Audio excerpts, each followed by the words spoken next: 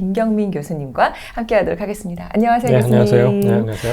2024년의 한국 부동산 시장은 외부 환경에 의해서 절대적으로 움직일 거라고 얘기하셨는데요.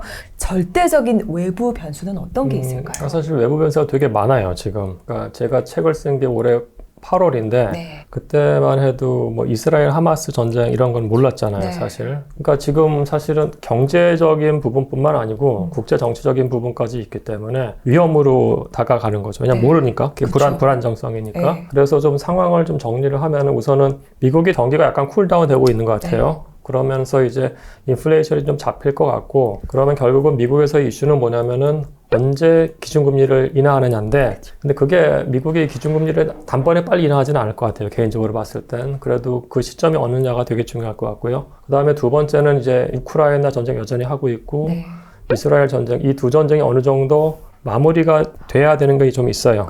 왜냐면 미국이 전쟁을 하기 위해서 채권 같은 것들을 발행을 하거든요. 그러면 또 채권 가격에 또 왔다 갔다 할 수 있기 때문에 이러한 부분들이 좀 정리가 돼야 되는 부분이 있고요. 그러니까 이제 이거는 이제 대외적인 거고, 국내적으로 봤을 때는 이제 사실 기준금리 멈췄고요, 계속 멈췄고, 근데 미국이 떨어뜨리면 우리도 떨어뜨릴 액션을 취할 거예요. 그래서 제가 그래서 미국을 보라는 얘기고, 다만 이제 우리나라 자체의 위험 요소로서는 PF예요. 해결할 방안이 많이 없기 때문에. 그럼 이게 어떻게 어느 정도로 터트리냐인데, 만약에 내년 총선 끝나고 여름에 한 번에 다 터트린다, 그럼 일시적인 신용 경색이 올 수도 있어요. 제가 봤을 때는 지금 창구지도 통해 가지고 브릿지론이 3개월에서 6개월인데 이거를 지금 몇 번에 걸쳐서 연장을 시켰단 말이에요.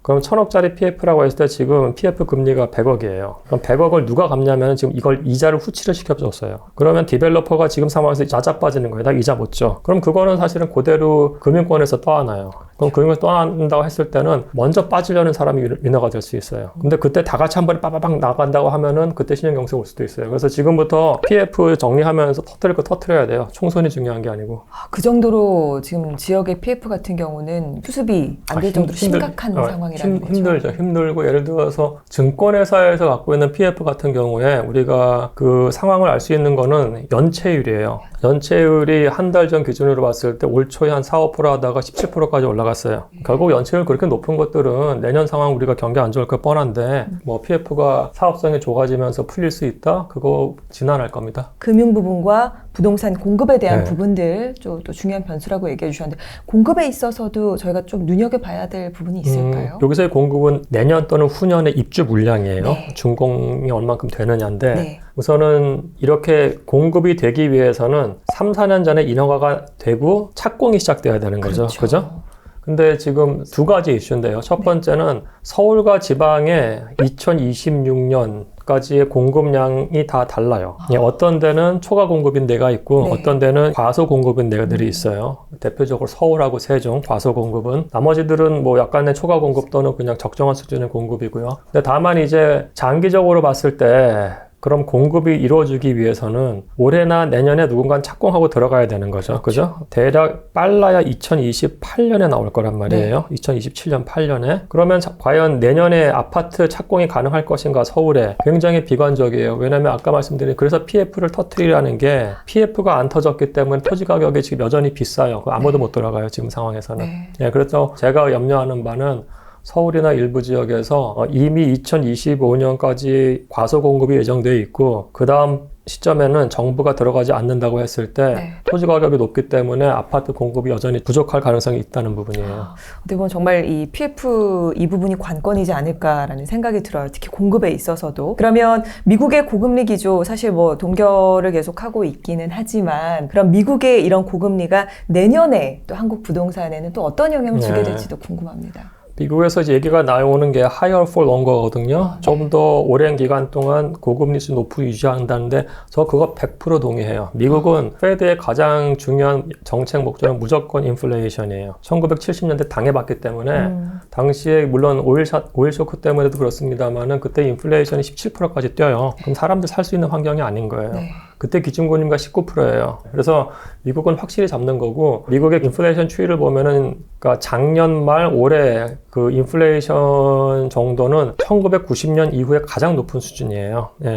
따라서 이 수준에서는 이거를 잡기 위해서 계속 확인을 할 겁니다. 계속 확인을 하면서 어느 정도 금리를 유지를 하면서 이게 확실히 꺾였는지. 미국에서는 보통 2% 인플레이션 레이트를 얘기하거든요. 네. 그러니까 물가 상승률 2%. 네. 근데 여기까지 가기 위해서 약간 시간이 꽤 걸릴 거예요. 그래서 어느 정도 높은 수준의 기준금리를 계속 유지를 하면서 이걸 잡는 일을 할 겁니다. 사실은요. 그리고 이제 좀 인식하셔야 될 부분들이 네. 0.5% 기준금리라는 건 아주 예외적인 거였어요. 우리가 그걸 더 이상 기대를 해서는 안 돼요. 2000년대 후반만 하더라도 기준금리 5%였고 그 다음에 기준금리는 2%에서 3% 사이기 때문에 지금 3.5라는 거는 적정한 수준이에요. 제가 봤을 때는. 네. 3.5에서 끼키해서 내려가봤자 아마 3% 정도 내리고 그 다음에 한 2.5까지 내리면 그걸로 끝이에요. 생각보다 금리가 높을 거예요. 사람들이 봤을 때는. 그렇죠. 예. 그러면 이 흐름에 따라서 자연스럽게 한국의 기준 금리도 인하의 움직임이 보이고 그러면 또 자연스럽게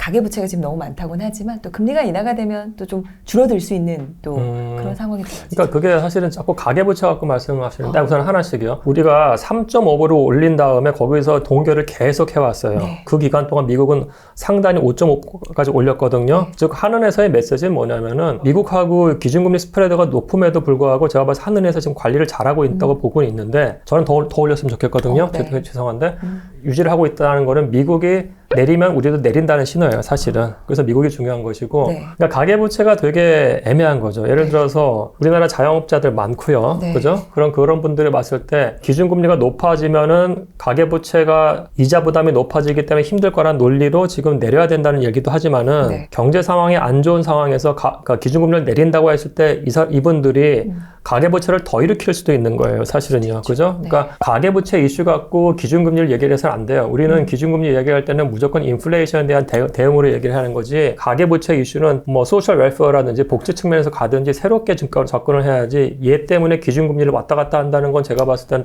언어 도단이에요. 아무래도 이제 네. 불인이 분들이 굉장히 많이 계십니다. 그러다 보니까 뉴스에 나오는 것들만 보고 판단을 하다 보니까 개념이 좀 엉키게 되는 것 네, 같아요. 네. 그래서 이 부분은 명확하게 어떻게 보면 기준금리는 인플레이션에 대응하는 그렇죠. 그 기점으로 네. 가야 된다라는 걸 교수님께서 짚어주셨고요. 아무래도 교수님 부동산 트렌드 2024 저희 책에 부제가 서울 아파트 상승의 전초입니다. 부제를 보면서도 책의 내용이 정말 궁금하다는 생각을 많이 했었는데 서울을 기준으로 한번 좀 얘기를 해보면 좋을 것 같아요. 2024년 서울시 아파트의 가격 시나리오 좀 어떻게 될 것으로 보시나요? 그러니까 제가 이제 미국에서 일할 때 이제 유럽하고 아시아에 있는 오피스 시장들의 향후 5년치의 가격, 임대료 그리고 수익률에 대한 모델링을 담당을 했어요. 네.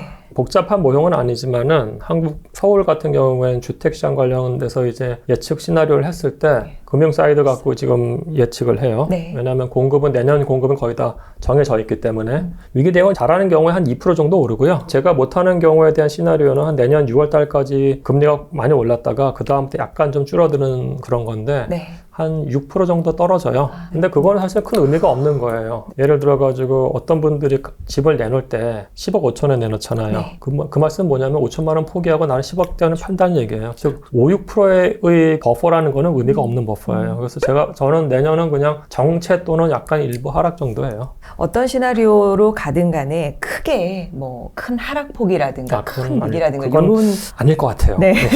왜냐하면 이미 또 데이터를 통해서 또 예측 시나리오를 말씀해 주시는 거기 네. 때문에 판단을 해보면 될 것 같고 사실 어떤 미래가 올지 모르는 이런 불확실한 상황 속에서 결국 많은 분들이 궁금해하는 건 내가 내년에 집을 사야 될까, 내 집 마련을 해야 될까 말아야 될까 이걸 고민을 많이 하실 것 같은데 아무래도 크게 두 부류로 좀 나눠 보도록 할게요. 무주택자분들이 좀 계실 것 같고요. 또 1주택자분들 갈아타기라든가 아니면 또 투자를 생각하시는 분들이 계실 것 같거든요. 이렇게 두 가지 입장을 좀 나눠 보자면 좀 어떻게 교수님 보고 계실까요? 우선은 저는 이제 시점이 문제가 아니고 상황이에요. 왜냐 우리가 오늘 계속 말씀드린 것들이 굉장히 불확실하잖아요. 네. 그죠? 사람의 손을 넘은 거고 우리나라도 사실 선택지가 없는 정도의 불확실성이에요. 따라서 이런 상황에 대한 게 제일 중요할 거예요. 상황이 어느 정도 정리가 되느냐. 그래서 그러면 지금 같은 상황에서 어느 정도 정리가 된다고 했을 때 무주택자분들은 기본적으로 자기 집이 아니고 전세 또는 월세를 사는 분들이기 맞습니다. 때문에 본인이 사는 지역 또는 본인이 사는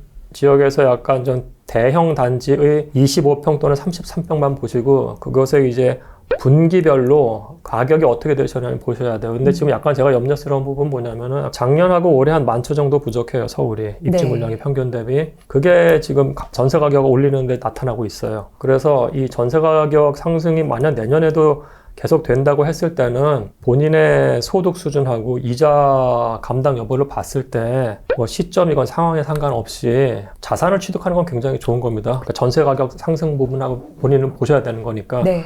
그 봤으면 좋겠고 1주택자는 뭐 알아서 그냥 뭐 본인들 알아서 그냥 상황이 정리된 걸 보고 네. 그 다음에 뭐 본인이 판단하시면 될 것 같아요.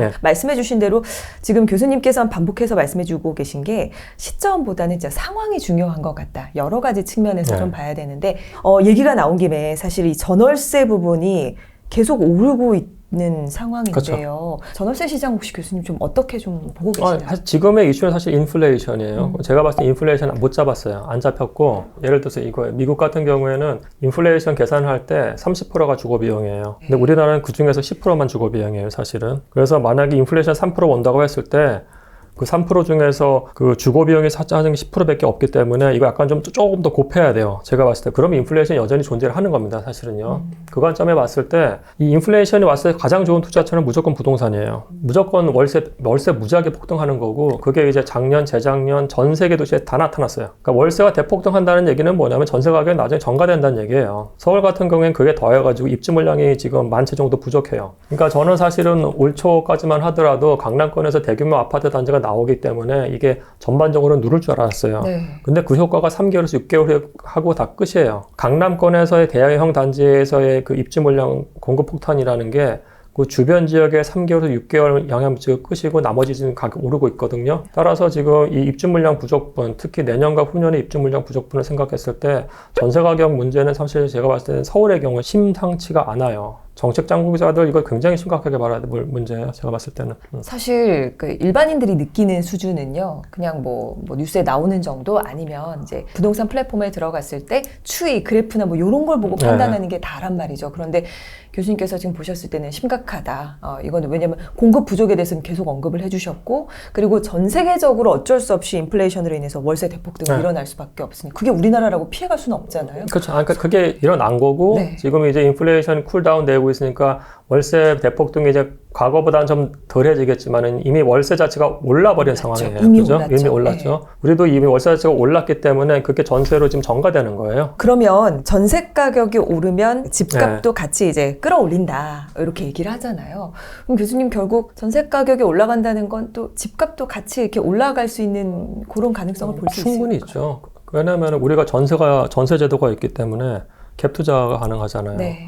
사실 갭 투자가 2010년대에 이거 등장한 게 아니에요. 갭 투자는 옛날부터 있었어요. 옛날부터. 제가 봤을 때 정치권에서 해야 될 건 뭐냐면은 전세 가격이 오르고 매매 가격이 지금 어차피 내년엔 정체란 말이에요. 네. 그럼 전세 가격은 지금 계속 오르고 있어요. 그럼 이게 어느 순간 스프레드가 붙을 때 갭 투자 당연히 들어갈 겁니다. 사람들이 바보가 아닌 이상. 네. 그럼 그렇게 된다면 얘 밀어 올리는 거죠. 뭐. 그래서 지금 반전세화를 계속 만들어야 돼요. 교수님께서 말씀하시는 반전세화는 전세 제도에 대한 부분일까요? 그렇죠. 전세제도 고쳐야죠. 왜냐하면 전세제도가 있는 한 갭투자는 당연히 계속 있는 거니까. 예.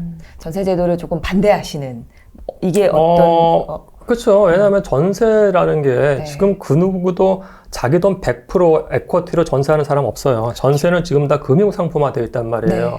근데 이게 되게 웃긴 게 세입자가 자기가 파이낸스를 얻어가지고 건물주한테 주는 굉장히 웃긴 거예요. 전세제도라는 거는. 그러니까 전세제도가 안전하다 그런 착각은 버리셔야 돼요.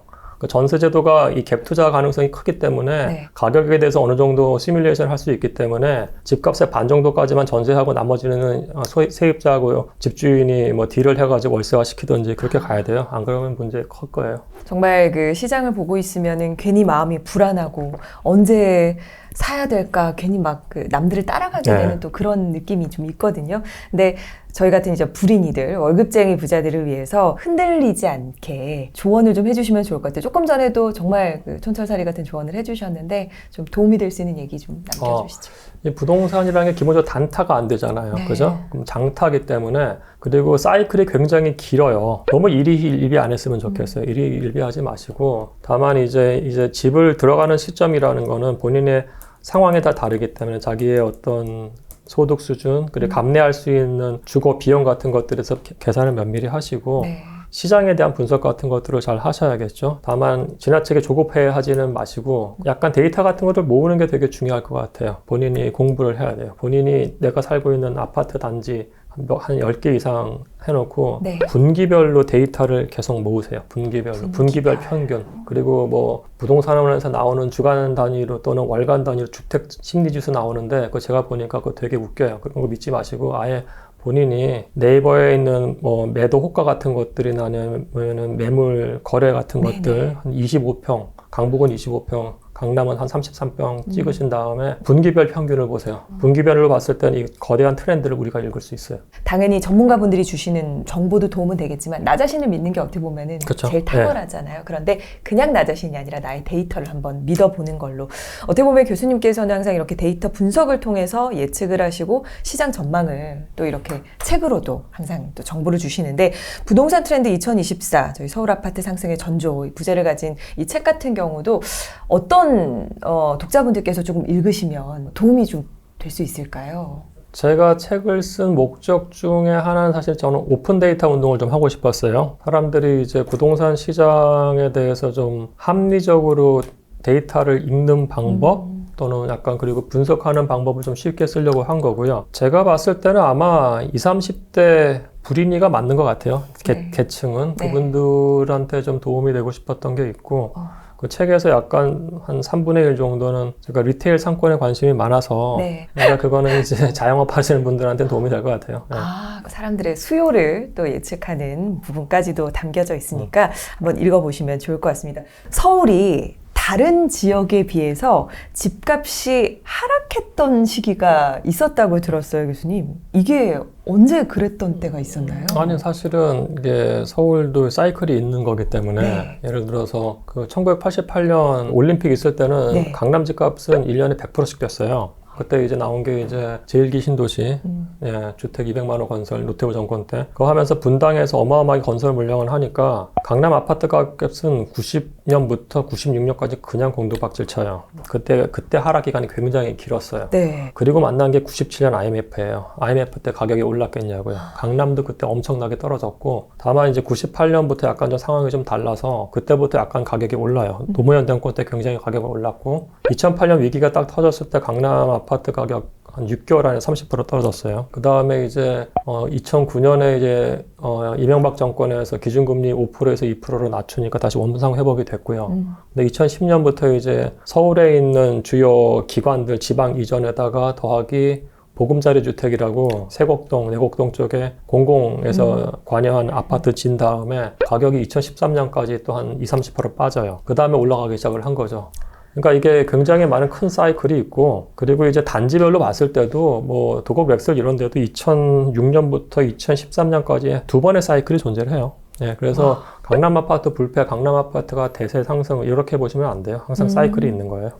그렇군요. 언급은 해주셨지만 서울과 지역의 그래프는 완전히 다르다. 완전히 다르게 봐야 된다라고 얘기를 하셨는데 광역시의 가격 흐름과 또 서울과도 또 완전히 다르다고 볼 수 있을까요? 그렇죠. 그러니까 우리나라가 사실은 상대적으로 나라가 작은 나라가 아니에요. 우리나라를 유럽에 갖다 놓으면 굉장히 큰 나라고 그렇게 본다고 하면은 서울 아파트의 가격이라는 게 부산 아파트 가격과 같을 수가 없는 거죠. 물론 서울 아파트에서 어떤 상황이 좋은 게 일어나서 뭐 부산 아파트의 사람들의 심리를 영향을 끼칠 수 있으나 이건 전혀 다른 시장이에요, 사실은. 따라서 우리가 광역시별로 그 마켓 상황은 굉장히 다르다고 볼 수가 있고요. 그게 나타나는 게 사실 2008년 금융위기가 터졌을 때 수도권에 있는 서울, 인천, 경기도는 한 30%가 떨어져요. 근데 그 당시에 지방에 있는 광역시들은 거의 타격을 받지 않았어요. 그리고 이제 아까 말씀드린 것 2010년부터 13년까지 서울하고 인천, 경기는 굉장히 떨어지지만은 당시에 나머지 광역시들은 그때 가격이 굉장히 많이 올라왔어요. 그러니까 서울하고 지방 광역시 같이 움직이지 않아요, 기본적으로. 와, 이렇게 정말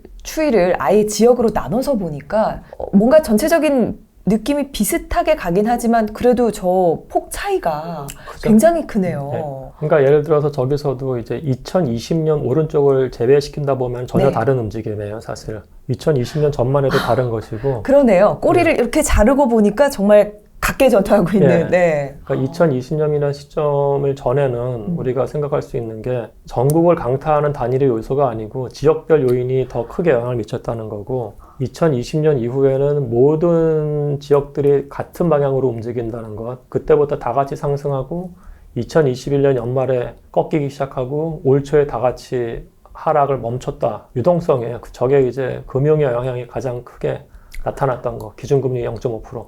예, 그 영향이고 나머지는 전혀 다르게 움직이는 거예요.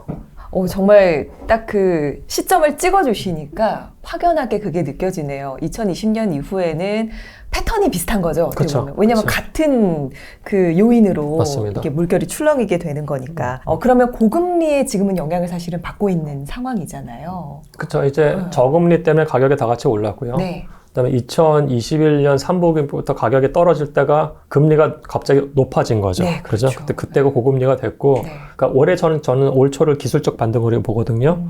그때는 일시적으로 금리가 떨어졌었어요. 그러니까 네. 여기서 봐야 되는 부분 다른 게 말씀드리면 뭐냐면은 지금 중요한 거는 우리가 기준금리하고 시장금리가 있어요. 기준금리는 한국은행에서 얘기하는 기준금리고 시장금리라는 건 국고채 금리예요. 네. 국고채 금리 특히 10년물 같은 것들이 중요한데 기준금리가 재작년부터 쭉 올라가다가 작년에도 어느 정도 올라가는 상황이었는데 국고채 금리는 보통 같이 가야 되는데 이게 일시적으로 작년 10월부터 올해 2월까지 떨어졌었어요. 그러니까 그게 굉장히 커요. 올 초에 기술적 반등을 일으켰던 이유 중에. 그러면 교수님, 일반인들도 어떤 시장 흐름을 내가 조금 읽어보고 싶다, 경제 공부를 하고 싶다라고 네. 한다면 기준금리뿐만 아니라 국고채 금리가 어떻게 변하는지도 같이 보면 좋겠네요. 그 트렌드를 봐야죠. 그런데 네. 지금 국고채 금리가 요새 굉장히 많이 왔다 갔다 하거든요. 그러니까 너무 거기에 일희일비하지 마시고요. 네. 근데 제가 봤을 땐 그래도 이 국고채 금리의 트렌드라는 건 굉장히 중요해요.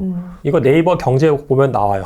그러니까 하는 사이트 가시지도 마시고 특히 10년물이나 5년물을 보시면 거의 같이 가요. 같이 가니까 작년 10월 달에 레고 사태 이러면서 4.8까지, 4.6까지 갔나 그렇거든요. 네. 근데 이게 올 초에 3.3까지 떨어졌다가 다시 4.5까지 갔다가 지금 다시 3.5까지 떨어졌어요. 그러니까 지금은 제가 봤을 때 약간 좀 기술적으로 또 내려간 건데 국고채 금리의 흐름하고 그걸 보셔야 돼요. 왜냐하면 국고채 금리의 흐름이 주택담보대출 이자하고 100% 연동이 돼 있는 거예요. 가장 중요한 주담대입니다. 그러니까 우리는 주담대만 알잖아요. 그죠? 네. 주담대의 흐름이라는 건 국고채 5년물하고 연동이 돼요. 아무래도 이제 주택담보대출 금리의 추이가 소비 패턴에도 큰 비중을 차지하기 그렇죠. 때문에 네. 체크를 한번 해볼 필요가 있을 것 같고요. 자, 그러면 각 지역별로 또 아파트의 또 특징들을 한번 보도록 하겠습니다. 지역적으로 봤을 때 과거에 비해서 좀 더 좋아진 지역이 있다면 어디가 있을까요? 근데 지금 사실은 모든 지역들이 거의 다 꺾인 다음에 올 초에 이제 다 같이 멈추거나 아니면 약간 상승을 했거든요. 네. 그래서 지금 광역시들은 앞으로 제가 봤을 때 이슈는 입주 물량이 어떻게 되느냐를 보셔야 될 것 같아요. 그리고 특히 인천 같은 경우는 작년하고 올해 어마어마하게 입주 물량이 많았고요. 내년하고 후년에도 약간 좀 존재를 해서 그런 지역은 물량이 어떻게 해소가 되느냐가 중요하고 근데 다만 이제 입주 물량이 확실하게 없는 지역들은 제가 봤을 때는 서울하고 세종이에요. 근데 세종 같은 경우에는 이제 그 지역 경제가 대단한 게 없고 사실 공공 영역에만 관련된 부분들이니까 지역 경제가 어떻게 될 거냐를 좀 보셔야 되겠습니다만은 그래도 대구 같은 경우에는 이 미분양 언제까지 해소될 것인가. 네. 그리고 광주 같은 경우에는 그 입주 물량이 적정하게 나와요. 이런 지역에서의 문제는 뭐냐면은 과연 지역 경제가 괜찮을 것인가. 사실은 지방의 지역 경제라는 게 서울만큼 경제 모멘텀이 있는 데가 아니기 때문에 그렇죠.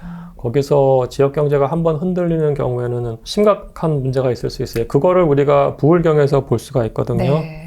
부울경 같은 경우에 2017년부터 19년까지 서울은 어마어마하게 가격이 상승을 하는데 그때 거기 한 20-30% 떨어졌어요. 누적으로. 그러니까 지역 경제가 흔들린다고 했을 때 지방은 타격 받는 게 너무나 가능하기 때문에 그러니까 지역 경제의 흐름하고 그 다음에 입주 물량 이런 부분들 좀 보셔야 될 것 같아요. 같이. 근데 사실 지금은 지역별로 아파트 가격이나 분위기를 봤을 때 비슷해 보이지만은 어떤 특정한 계기로 가격이 또 극적으로 좀 갈릴 수도 있잖아요. 네. 이런 것들을 저희가 미리 좀 판별할 수 있는 방법이 있을까요? 사실 그건 좀 힘든데요. 네. 근데 사실은 여기서 질문에서의 핵심은 그거 같아요. 이제 시장이 세분화되고 있어요. 시장이 세분화되어 있고 차별화되고 있다는 게 핵심이에요. 네. 그러니까 예를 들어가지고 수도권 같은 경우에 한 2015년 전만 하더라도 서울, 인천, 경기가 거의 같은 모습으로 갔어요. 근데 2015년 이후에 서울하고 인천은 따로 가요. 2020년 전까지만 하더라도 인천과 경기는 굉장히 평평해요. 네. 상승하지 않았어요. 근데 그 당시에 서울은 계속 상승을 했거든요. 그 얘기는 뭐냐면 수도권 안에서도 마켓이 사실 분화됐다는 얘기예요. 그거는 이제 서울을 포함한 신도시, 그러니까 수도권의 신도시에서도 비슷한 패턴이 나타나요. 가격이 이렇게 분화된다는 것들은 선행적으로 알기는 좀 힘듭니다만은 네. 그래도 가능성이 있는 건 그거 같아요. 지금의 가격은 그 업무지구 접근성으로 바뀌어요. 업무지구 접근성으로. 네. 이거는 사실은 부동산 경제학이라든지 아니면은 도시경제학에서의 가장 큰 가정 중에 하나예요. 중심지부터 멀어질수록 가격은 떨어진다, 토지 가격은. 아마 이 업무지구 접근성이 얼만큼 좋으냐에 따라서 이 시장들이 아마 세분화되기 시작할 것 같아요. 사실 예전에는 이게 뭐 주택 가격의 어떤 가치를 평가할 때 환경이라든가 뭐 그 지역의 분위기 아니면 뭐 학군 뭐 여러 네. 가지가 있잖아요. 근데 말씀해 주신 대로 봤을 때는 이 업무지구의 접근성의 힘이 점점 더 세지는 그런 느낌이라고 좀 봐도 되겠네요. 아마 그렇게 될 것 같아요. 학군 같은 경우에는 예를 들어서 그겁니다. 10년 전만 하더라도 서울시에 고등학교 1학년 들어가는 학생 수가 10만 명이었어요. 네. 근데 5, 6년 전부터 그게 5만 명으로 줄어요. 예, 지금도 한 4만 명대인데 그러면은 10만 명의 수요하고 4, 5만 명의 수요는 얘기가 다른 거거든요. 네. 예, 그래서 학군에 미치는 영향이라는 게 과거만큼 세지가 않다는 것이고 그 다음에 학군 수요는 기본적으로 전세 수요지 이게 매매 수요가 아니에요. 학군 같은 경우에 뭐 고등학교 학생이 있으시면 아시겠습니다만은 서울은 1차하고 2차로 나누는데 2차의 경우에는 학군을 다 풀어줬어요. 그래서 안국역에 있는 친구도 지하철 타가지고 3호선으로 한 25분 있다가 현대고등학교 갈 수 있어요. 네. 근데 그렇게 가는 애는 별로 없어요. 문제는. 과거와 같이 강력한 수요를 차지한다? 잘 모르겠어요. 대신에 지금 많은 강국에 있는 아파트들의 어떤 가격 트렌드를 보면은 그 업무지구 접근성이 더 강력해요. 내가 처한 상황은 잘 알지 못하는 경우가 많아요. 항상 지나가고 알아. 아, 그때였구나. 이런 식으로 좀 타이밍을 놓치는 경우가 많은데 우리가 어떤 사이클에 와 있는지 내가 어느 지점에 와 있는지 이걸 좀 잘 캐치할 수 있는 그런 방법이 있을까요? 우선은 수요가 즉각적으로 표현된 게 거래량이거든요. 네. 그러면 이제 시장의 하락을 굉장히 심하게 한 다음에 벗어나는 거는 무조건 거래량이 얼마큼 느느냐예요. 작년 같은 경우에 역대급으로 거래량이 없었어요. 근데 올 초에 가격이 반등하는 시점을 봤을 때 거래량이 굉장히 많이 붙어요. 그리고 그 거래량을 보실 때도 월별로 보지 마세요. 제발 분기별로 묶어서 보셔야 되는 게 맞고 왜냐면은 월별로 했을 때는 이게 계속 이렇게 돼요. 이렇게 되기 때문에 개인 차원에서 그걸로 시장을 읽기가 힘들고 혼란스럽고 네. 그 잘못될 수가 있어요. 그러면 이제 예를 들어서 1분기하고 2분기에 거래량이 계속 오르고 3분기까지 올랐는데 제가 봤을 땐 지금 또 달라요. 마켓 상황이 달라졌기 때문에. 따라서 지금 거래량이 제가 봤을 때 내년에 계속 정체의 가능성이 높기 때문에 내년 상반기 같은 경우에는 상반기에 정체가 되고 이제 마켓이 약간 좀 괜찮아지는 시점은 분기별 거래량이 어떻게 올라가고 있는지에 대한 트렌드를 보셔야 될 것 같아요. 그게 아마 사인이 될 겁니다. 제가 봤을 때는. 어떻게 보면 분기별로 파악해도 수요를 충분히 읽을 수 있는 예. 그 선을 우리가 또 확인할 수가 있으니까요. 그래서 교수님께서 저희 부동산 트렌드 2024 책에서도 시장 흐름을 먼저 이해하는 자가 승리한다라고 얘기를 하셨어요. 근데 우리가 당연히 모든 시장 흐름 완벽하게 이해하기라는 쉽지가 않겠지만 분기별로 조금 체크를 해보면서 따라갈 필요가 있을 것 같고 사실 그거예요. 부동산 시장을 보는 눈을 기르고 싶어요. 그게 핵심이거든요. 교수님께서 이 눈을 기르고 싶은 분들께 좀 조언을 남겨주시면 좋을 것 같아요. 그러니까 우선 제 얘기부터 조금 하면은 네. 저는 원래 소프트웨어 엔지니어였거든요. 네. 제가 공부한 것들이 약간 데이터 사이언스 같은 거예요. 데이터베이스 하는 거 그리고 이제 GIS라고 지리정보 시스템으로 매핑하는 거 이거를 개인들이 할 수는 없잖아요. 사실은. 네. 그죠? 그러면은 이제 어떤 트렌드를 봐야 되느냐인데 제가 봤을 때 가장 쉬운 거는 우선 무조건 거대 대단지를 봐야 되는 거고요. 왜냐하면 대수의 법칙이기 때문에 샘플 사이즈가 많으면 많을수록 좋아서 주변에 있는 3,000세대 이상 단지를 보시고 그 중에서도 25평이나 33평 단일 평형대의 분기별로 들어가셔야 됩니다. 분기별로 최소, 평균, 최대값을 본인의 데이터를 축적을 하고 각각에 대해서의 서울시 전반적인 트렌드 안에서의 거래량이 분기별로 어떻게 되느냐를 보시는 게 제가 봤을 때 제일 맞아요. 그리고 이제 그거를 매매 가격, 그다음에 전세 가격별로 공부를 하셔야죠. 근데 이거 약간 어렵다고 생각할 수도 있는데 제가 말씀드리고 싶은 거는 주식 투자하시는 분들도 있을 거 아니에요. 네. 그죠? 그럼 삼성전자 주식을 사기 위해서 삼성전자에 대한 엔비디아나 다른 회사들도 봐야 되고 거대한 반도체 마켓 트렌드까지 봐야 돼요. 그죠? 근데 주택 하나는 삼성전자보다 몇십 배 비싸요. 몇십 배 비싼 재물에 투자를 하려고 하는데 그 정도 노력도 안 하면서 한다는 건 말이 안 돼요. 그리고 그러기 위해서는 데이터를 축적을 해야 될 수밖에 예, 없고요. 교수님께서는 소프트웨어 엔지니어로 출발을 하셨다고 얘기를 하셨는데 어떻게 이렇게 부동산 분석의 전문가가 되셨는지 그 흐름이 어떻게 이어져 오신 건지도 궁금해요, 교수님. 그러니까 서울에서도 엔지니어로 한 3, 4년 일을 했어요. 하고 유학 간 다음에 네. 이거 엔지니어 분들한테 죄송합니다만 다 이해하실 텐데 거의 과로사 죽을 것 같아가지고 네, 그래가지고 제가 그럼 이렇게 하면 안 되겠구나 그래서 하버드에 지원을 할 때도 제가 할 수 있는 게 모델링이니까 데이터 모델링으로 부동산 마켓을 분석하고 싶다고 했는데 운 좋게 뽑힌 거예요. 부동산 공부만 했죠. 재미있어가지고. 어떻게 보면은 우연찮게 이 부동산 마켓으로 들어오시게 된 건데. 네, 맞습니다. 예. 이렇게까지 사실은 정보를 주시는 가장 큰 이유는 결국은 데이터밖에 믿을 게 없다라는 어떤 또 확신이 있으실 것 같아요. 예. 근데 이게 약간 좀 두 가지로 좀 나눴으면 좋겠는데요. 네. 그러니까 데이터가 되게 중요한 건 맞아요. 네. 데이터가 굉장히 중요한데 사실 직관의 힘이라는 것도 굉장히 중요해요. 직관의 힘. 다만 그 직관이라는 게 뭐에서 나오냐면 결국은 경험하고 지식에서 나오더라고요. 그러니까 이게 너무나 원론적인 뻔한 이야기입니다만은 그렇기 때문에 공부를 하라는 건데 데이터에 대한 공부 당연히 하셔야 되는 거고 네. 그리고 이제 경제 전반에 대한 좀 책들을 좀 많이 좀 읽었으면 좋겠어요. 사실은요. 예. 그런 것들이 다 도움이 되는 것들이기 때문에 예를 들어 가지고 뭐 지금 상가 분양 투자 이런 거 하면 안 되거든요. 네. 그거를 알려면은 사실은 이 플랫폼들이 어떻게 비즈니스를 하는지 온라인 플랫폼들하고 오프라인 플랫폼들하고 경쟁을 했을 때 누가 압도적으로 이기는지 그들의 BM은 뭐 어떻게 되는지 시장의 상황 같은 거 어떻게 되는지를 알면은 상가 투자를 안 하겠죠. 사람들이. 그렇죠. 그죠? 근데 이제 그렇지 않고 이제 덥석 수익률 10%니까 사세요 해서 그렇게 사면 큰일 나는 거죠. 당장 이익을 갖다 줄 것처럼 느껴지기 때문에 정말 데이터와 그리고 경험과 지식으로부터 오는 직관력 네. 이걸 기르기 위해선 경제 공부가 필수라는 거 교수님께서 또 강조를 해주셨습니다. 자, 교수님께서는 지나간 해 2023년 올해 주택시장을 한 줄로 정리한다면 어떻게 해주실까요? 우선 상고하저인 것 같고요. 여전히 불확실성이 큰 시장이고 네. 그 불확실성이 내년에도 굉장히 클 가능성이 높다. 그러면 저희가 여러 금융기관들에서 네. 한 해 동안의 어떤 인사이트도 좀 정리가 되고 내년에 예측을 하는 그런 보고서들을 많이 네. 내놓더라고요. 일단 2024년에 주택시장 전망에 대해서 일단 키워드를 좀 뽑아보자면 불안한 반등 속 시장 차별화 심화라는 요 한 줄이 뽑혀져 있는데 교수님 어떻게 보시나요? 네, 그래서 반등이란 키워드가 사실은 시각에 따라서 동의를 하느냐 안 하느냐는 좀 다를 것 같아요. 네. 제가 봤을 때는 내년에 반등을 할까는 잘 모르겠어요. 왜냐하면 지금 이제 아까 말씀드린 것처럼 저는 이제 시점이 아니고 상황이기 때문에 네. 상황이 정리되는 것이 중요하고 그 상황이 정리되기 전까지는 반등은 있을 수는 없는 거죠. 정리되기 전에. 그렇죠. 그죠? 굉장히 불안정성이 있기 때문에. 네.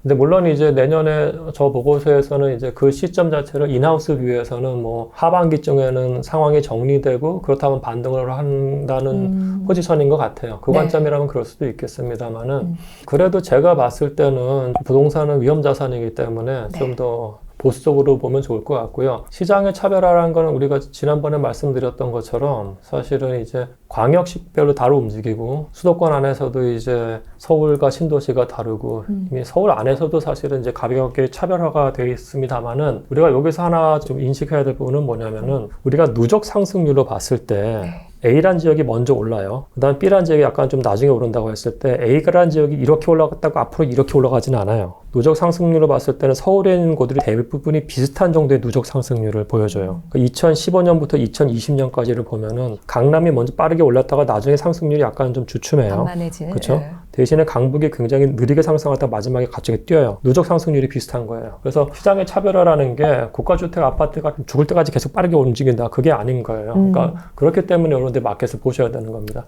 다만 차별화라는 거는 맞을 수는 있어요. 나중에 누적으로 봤을 때는 차별화가 사실은 약해질 수 있다는 것도 보셔야 될 것 같아요. 이 차별화라는 게 결국은 누적 상승률은 동일해질 수밖에 없다. 뭐 이렇게 표현을 해도 되겠죠. 그렇죠. 비슷해질 수밖에 왜냐하면 없기 이제 때문에. 공간 균형을 추구를 하거든요. 네. 그러니까 소비자라는 사람들이 이 지역이 너무 많이 올랐다고 하면은 상대적으로 덜 오르는 데로 가는 거예요. 사실 그렇죠. 그게 공간 균형을 추구하기 때문에 다만 물론 재화의 성격은 다르겠죠. 네. 그럼에도 불구하고 데이터상으로 봤을 때 누적적으로 보면 서울은 비슷한 수준의 누적 상승률을 보여줘요. 그러면 여러 가지 키워드들이 지금 밑에 적혀져 있거든요. 뭐 부채 부담, 매도 매수 줄다리기, 뭐 수요 쏠림 현상이나 이런 여러 가지들의 전망을 해보자면 이럴 것이다라고 전문가분들이 또 얘기를 하신 것 같은데 아무래도 고금리 네. 여건이 좀 지속될 수밖에 없다는 거. 여기에 아무래도 동의하죠. 지금은 금융 장세이기 때문에 여전히 금리 수준이 어느 정도 되고 그게 어느 정도까지 길게 갈 것인가는 계속 체크를 해야 되는 거고 네. DSR 한도 초과 이런 차입 여력 약화도 마찬가지로 네. 좀 자기의 소득 대비 주거 비용의 지출이 네. 어느 정도 가능하냐에 대한 그 부분이어서 저 부분은 이제 좀 보셔야 되는 것 같고요. 네. 그리고 우리가 어떤 거래가 일어난다고 했을 때 네. 가격이 이쪽이 높다고 하면은 매도자들은 높은 가격에서 팔고 싶어 해요. 그죠? 그러니까 매도자의 그 가격 분포하고 매수자의 가격 분포가 달라요. 매수자는 더 싸니까 네. 이게 과연 이렇게 줄어드냐의 이슈인데 네. 지금 봤을 때는 이 중에서 일부에서 지금 급매물이 올 초에 나왔었거든요. 네. 그 상황이 내년에도 나올 수 있다면 이게 이렇게 같을 수가 있는 거예요, 사실은. 네. 그래서 제가 봤을 때는 이 급매물 출하가 어느 정도 되느냐도 한번 보시면 좋을 것 같아요. 그래서 매수 매도의 줄다리기보다는 영끌했던 사람들이 던질 수 있는 확률이 나타나고 금리가 올라간다고 했을 때 그렇죠. 그게 올 초에 하고 작년 말에 나왔던 현상이거든요. 네. 그게 재편될 수 있는 거고 제가 봤을 때 저희가 좀 봐야 될 부분은 크게 두 가지인데 네. 첫 번째는 전세 가격 추이예요. 그러니까 금리 상황하고 전세 가격이 어떻게 되고 있느냐에 대한 부분들이 좀 중요한 것이고 네. 그다음 두 번째는 아까 계속 말씀드리지만 이게 시점이 아니고 상황이기 때문에 네. 상황이 정리되느냐가 중요한 겁니다. 사실은요. 그리고 부동산은 급하게 살지 않으셔도 돼요. 기회는 언제나 와요. 부동산은. 사이클이 길기 때문에.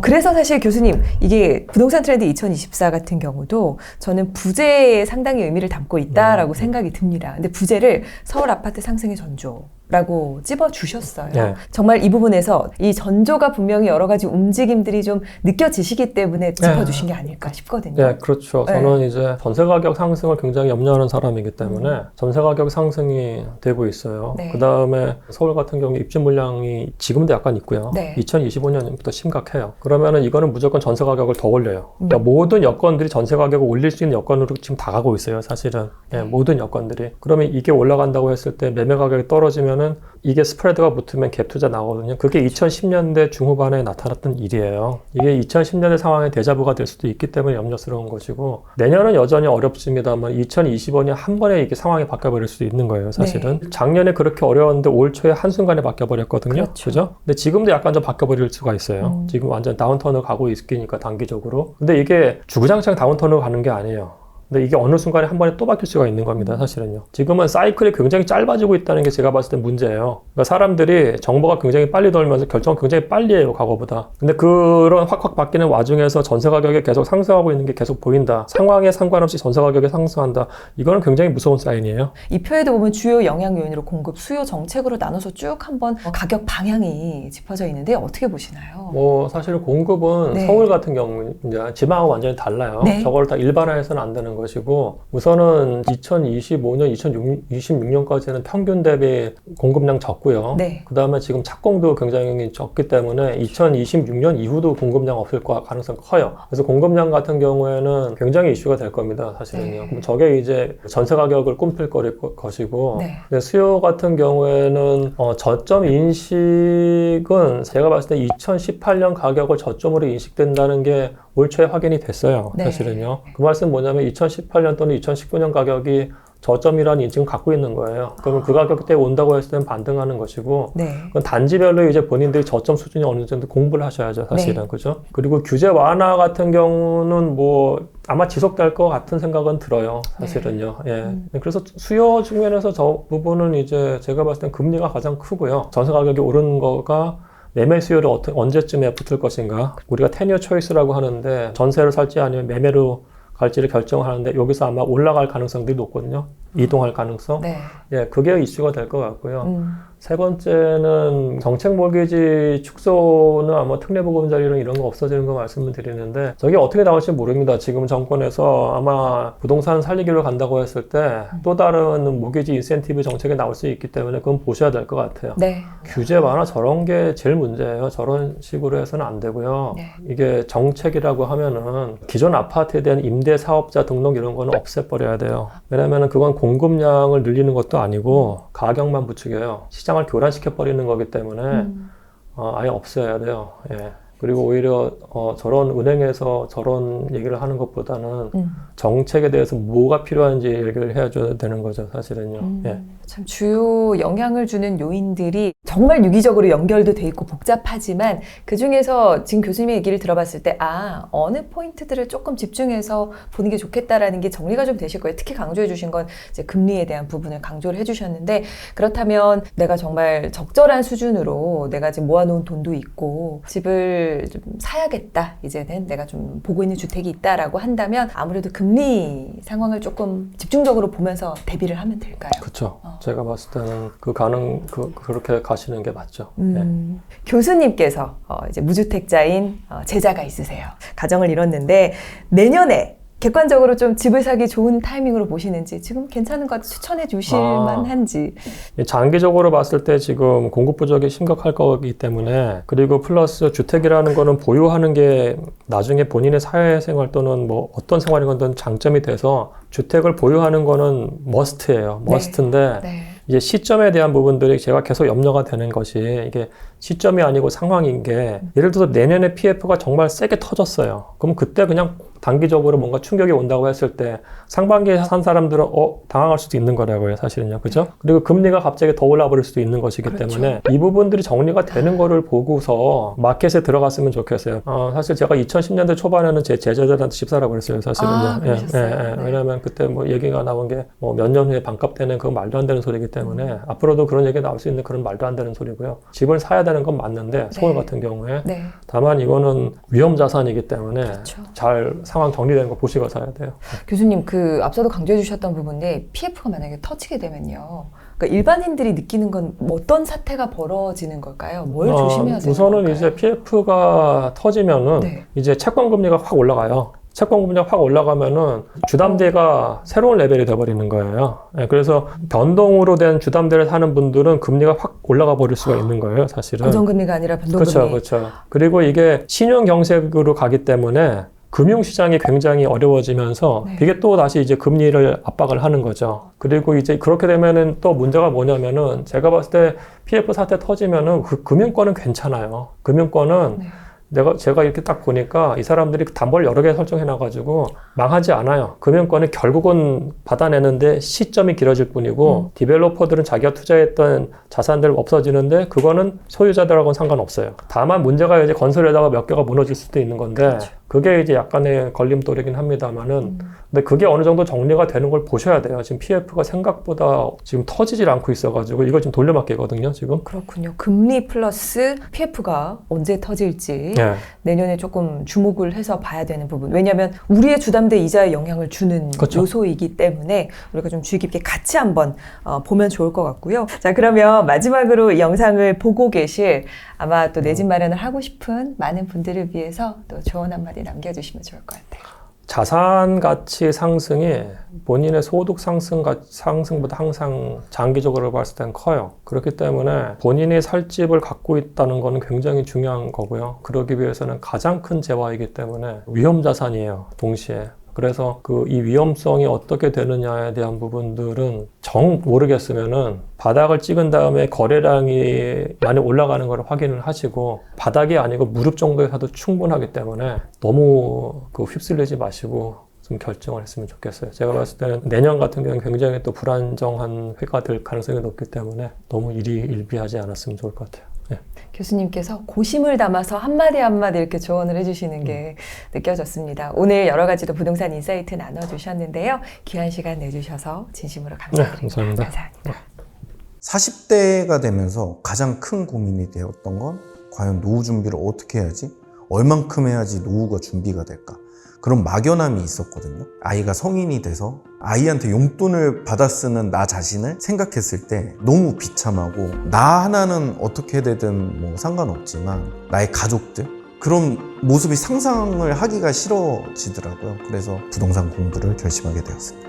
내 집 마련을 할 때 자산 증식을 하려면 많은 사람들이 좋아하는 물건을 매수를 해야 된다고 생각을 합니다. 보통의 사람들은 내가 좋아하는 거에 초점을 맞추거든요. 내 집 마련반 이 강의를 들으면 그 많은 사람들이 어떤 물건을 좋아하는지, 뭐 학군이라든지 여러 가지 입지 요소들, 이런 것들에 대해서 처음부터 끝까지 다 알려주는 강의이기 때문에 기준들을 통해서 실패하지 않을 수 있는 그런 거를 배웠고, 그 이후에 이제 내 집 마련을 하고 가끔 와이프랑 이제 누워서 얘기를 해요. 그 내 집 마련을 하기를 정말 잘했다라는. 예전에는 꿈도 꾸지 못했던 그런 삶을 이제는 조금은 그릴 수 있게 된 것 같아요. 그 실패하지 않을 수 있는 기준을 정해준다는 점에서 이 월부라는 환경은 물고기를 주는 게 아니라 물고기 잡는 방법을 알려준다는 곳이라는 것을 알게 되었고, 그 첫 단추를 여러분들이 이 월부에서 시작을 하셨으면 좋겠습니다.